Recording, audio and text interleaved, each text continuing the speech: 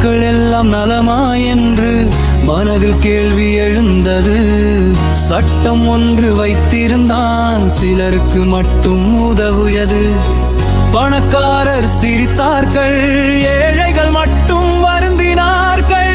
இதை கண்ட ராஜா நினைத்தான், இதயம் கொண்டு யோசித்தான்.